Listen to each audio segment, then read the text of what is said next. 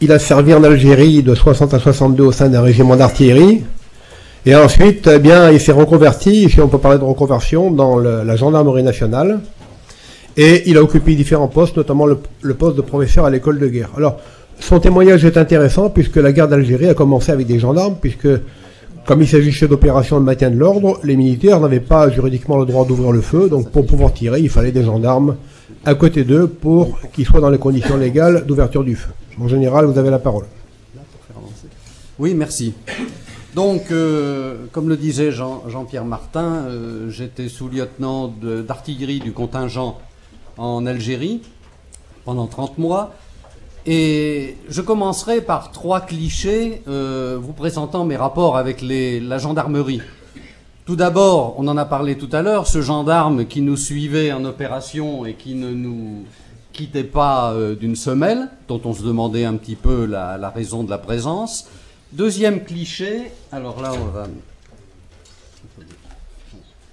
La première photo. Deuxième cliché, bon vous excuserez la qualité des photos qui sont des reprises. Hein.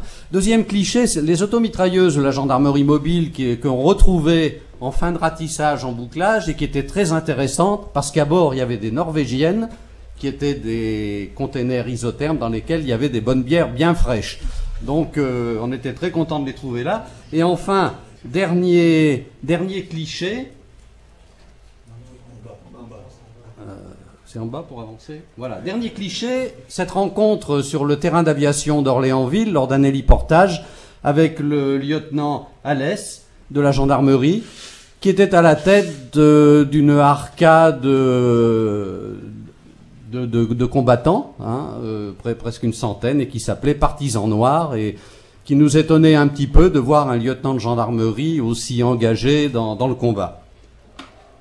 Alors, ces 3 clichés, en fait, et cette vision extérieure de la gendarmerie, résument assez bien ce qui a été son rôle pendant cette période, c'est-à-dire exécution de ses missions traditionnelles, judiciaires notamment, participation au combat et adaptation aux circonstances. Donc en 20 minutes, je vais vous résumer un petit peu ces événements. Donc la gendarmerie, elle est arrivée, bien sûr, au moment de la conquête de 1830, sur le territoire, et les gendarmes vont occuper le terrain, c'est-à-dire les brigades occupent le terrain, mais dans un rapport moindre par rapport à celui de la France, puisque c'est dans un rapport de 1 à 10.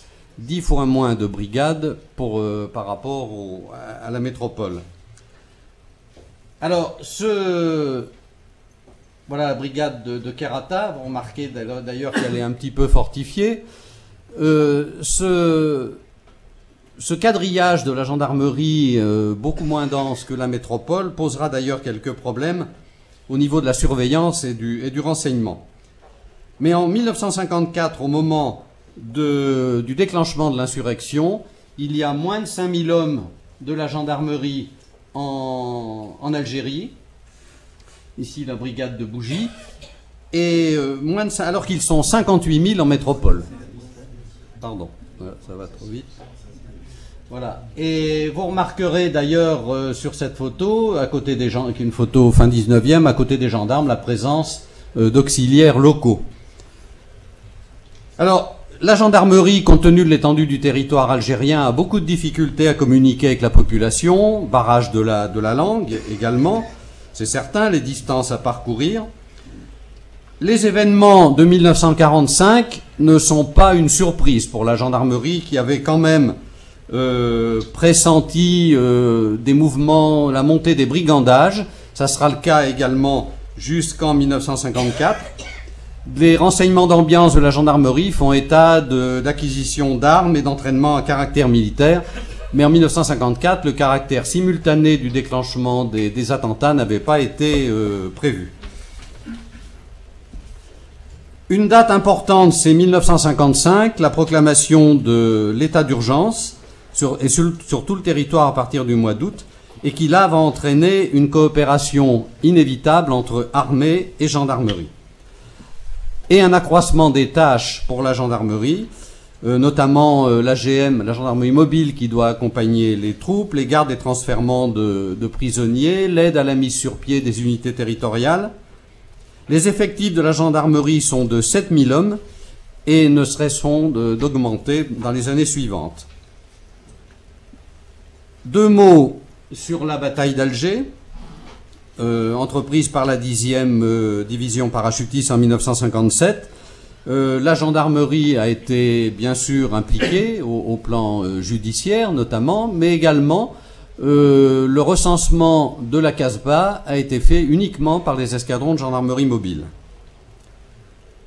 Mais là, on s'est trouvé confronté à cette montée en puissance de l'armée de terre notamment, dans un cadre juridique inadapté et assez flou. D'où mon deuxième chapitre, le problème de la gendarmerie et de la légalité.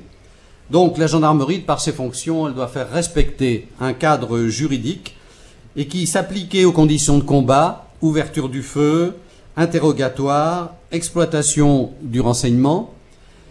Et il est clair que les prescriptions du code d'instruction militaire qui prévoyaient arrestation, enquête judiciaire, autopsie dans les cas de décès, s'accommodaient mal des conditions des opérations. Alors la gendarmerie, elle est contrainte de s'adapter à la réalité des opérations et souvent d'ailleurs elle a un petit peu fermé les yeux sur la stricte application de la loi. Et d'ailleurs même cette position lui vaudra quelques démêlés avec la justice. Alors, la gendarmerie, donc je vous disais, se trouve en position subordonnée par rapport au dispositif de maintien de l'ordre dirigé par l'armée de terre, on l'a vu. Et comme écrit le général Morin, d'autant plus que la troupe ne remet à la gendarmerie que très peu d'individus susceptibles de faire l'objet de poursuites judiciaires, car les suspects sont en fait abattus sur le champ en application de l'instruction ministérielle du 1er juillet 1955. Cette instruction disait que tout suspect tentant de s'enfuir devait être abattu, de même que tout suspect pris les armes à la main pouvait être abattu. Donc, cette application... Alors, on va aller un petit peu plus loin. Voilà. Cette application stricte de la légalité devient difficile. Sur le terrain, les escadrons de gendarmerie mobile sont employés dans les mêmes conditions que les unités de l'armée de terre, alors que, comme disait le général Morin, commandant la gendarmerie en Algérie à cette époque, la gendarmerie mobile devait être considérée comme le prolongement et la réserve de la départementale, et il aurait certes préféré qu'elle reste en appui de la gendarmerie départementale. Alors en matière de recherche du renseignement, bon, la recherche du renseignement est pour la gendarmerie l'une de ses missions principales. Donc là, elle a participé à cette mission, mais ambiguïté, à qui transmettre le renseignement? Devait-elle continuer à le transmettre à ses chefs ou devait-elle le transmettre aux officiers de renseignement de l'armée de terre? Donc il y a eu quelques problèmes. Et puis également les conditions de détachement des gendarmes dans les DOP, les DOP qui étaient les détachements opérationnels de protection, responsables de l'obtention combinée du renseignement sur le terrain. Et c'est certain que le commandement de la gendarmerie voyait mal les gendarmes intégrer ce genre d'unité, et ça a été fait puisqu'il y a eu près d'une trentaine de gendarmes détachés dans les DOP, mais ils étaient tenus reine courte, si je puis m'exprimer ainsi. À partir de mai 1958, la gendarmerie va se trouver mêlée à l'évolution politique et militaire. C'est le retour du général de Gaulle, salué par les gendarmes parce qu'il leur a amélioré la situation matérielle en matière de logement, d'équipement notamment. Et toujours le général Morin, il note dans un rapport sur l'état d'esprit que le personnel de gendarmerie reste assez étranger à la politique. Celui originaire d'Afrique du Nord manifeste plus d'inquiétude et de nervosité, et pour cause. Alors, les effectifs de la gendarmerie augmentent, notamment avec le recrutement de supplétifs et d'auxiliaires d'origine FSNA, et ces supplétifs auxiliaires passent de 900 au début de la guerre à 5500 en 1962. Alors l'implantation de la gendarmerie est quand même loin d'atteindre celle de la métropole, rien n'a bougé au niveau des brigades. Une brigade pour 20 000 habitants en Algérie, une pour 11 000 habitants en France. Alors, il y a eu l'implantation des SAS, on en a parlé, des sections administratives spécialisées, d'où le problème de cohabitation avec les brigades, parce qu'elles sont en prise sur le territoire. Et que disait le général Morin à ses troupes? Donc, c'est un échelon hiérarchique supplémentaire à l'égard des brigades. Lui souhaite qu'elles échappent à toute subordination, et il écrit tout en entretenant des liaisons empreintes de la déférence due aux autorités locales. Voilà, c'est le langage gendarmique traditionnel. Alors, en 1958, adaptation, je vous disais, création des commandos de chasse.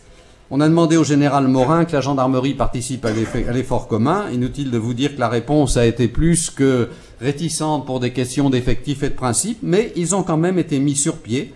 6 commandos, notamment dans la région d'Orléansville, dans la ZO de l'Ouest algérien. C'est pour ça, puisque j'étais à Orléansville, que je les ai rencontrés.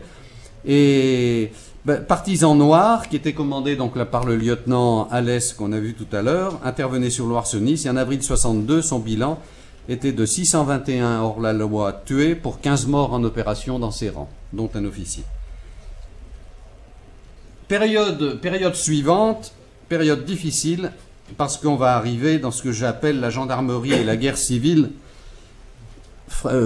séparation, fraction au sein des populations, et à la lutte contre le FLN qui continue. La gendarmerie va devoir ajouter la lutte contre les Européens, dont d'ailleurs beaucoup servent dans ses rangs. Alors cette tâche devient psychologiquement pénible, et la gendarmerie rappelle qu'elle doit se tenir à l'écart des discussions politiques, et beaucoup de Français, de gendarmes de souche européenne, algériens, seront mutés en métropole lorsqu'on sentira qu'ils ont du mal à continuer à faire leur métier correctement. La gendarmerie mobile rejoint les villes pour le maintien de l'ordre. Elle est en première ligne pour le maintien de l'ordre, et malheureusement, le 24 janvier 60, elle va payer un lourd tribut suite à cette manifestation du 24 janvier, où 14 gendarmes sont tués en dégageant des barricades.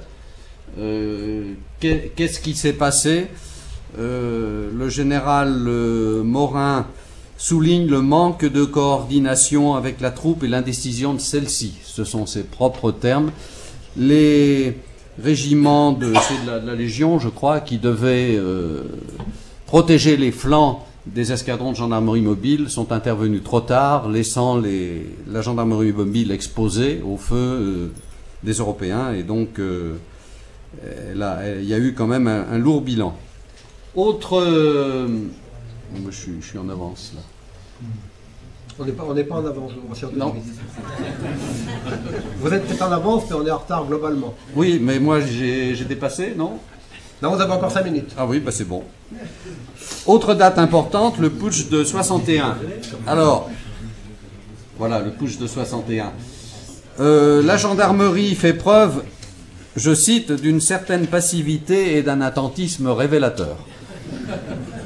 Vous ne serez pas surpris, à tel point même que l'état-major interarmé survivant s'installe au siège du commandement de la gendarmerie pour continuer à exercer ses fonctions.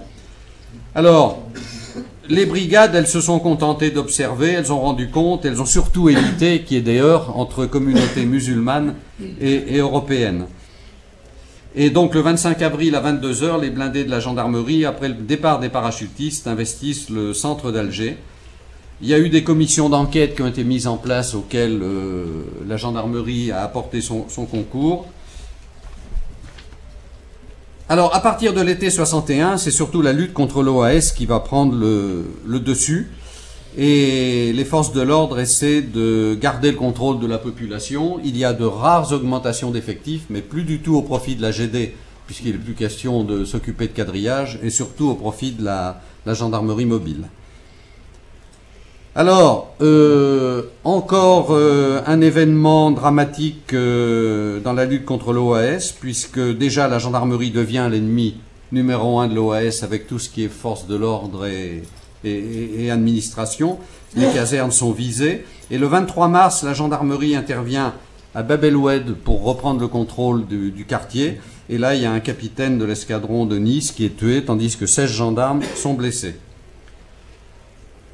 On va arriver vers la fin, mais le nombre des escadrons de gendarmerie mobile augmente, puisqu'ils sont sur 103 escadrons à l'effectif, il y en a 50 en Algérie, qui passent 6 mois consécutifs tous les ans en Algérie. Donc il y a une forte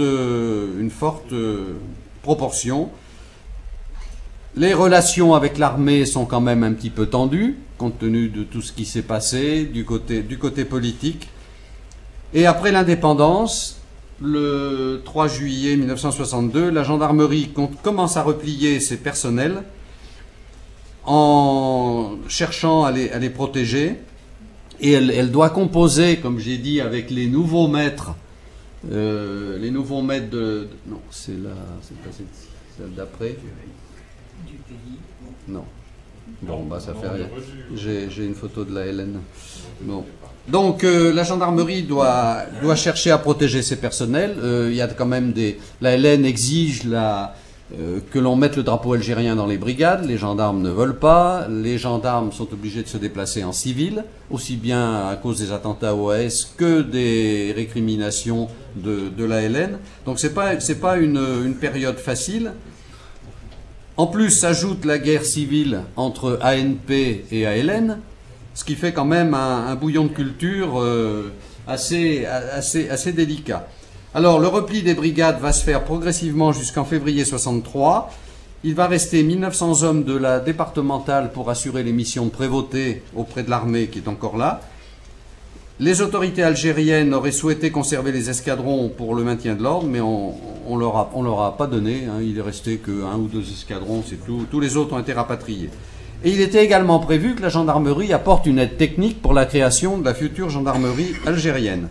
Mais les relations difficiles avec les autorités de fait, c'était qui, ALN ou ANP, on ne savait pas trop. L'absence de directives sur les cessions de casernement et de matériel. Le silence sur les conditions d'intégration des gendarmes musulmans, c'est logiquement les gendarmes musulmans supplétifs qui auraient dû créer la future gendarmerie algérienne. Bon, ça n'a pas pu se faire. Donc la gendarmerie a décidé de rentrer et a tout laissé tomber, tout ce qui était en matière d'aide technique. Ma conclusion, bon, je reprends pas, je dirais simplement que l'épisode algérien a été pour la gendarmerie une période difficile. On peut comparer à celle de la France de Vichy lorsqu'il faut, pour des personnels d'ordre et de discipline, obéir à des directives qui ne sont pas toujours en accord avec leurs propres idées. Alors on peut se démettre, certes, mais on peut aussi se soumettre en tentant d'atténuer les dérives. C'est ce que beaucoup ont cherché à faire à tous les niveaux, n'oubliant pas cependant que la vocation de la gendarmerie, c'est d'être au service de la loi. Je vous remercie.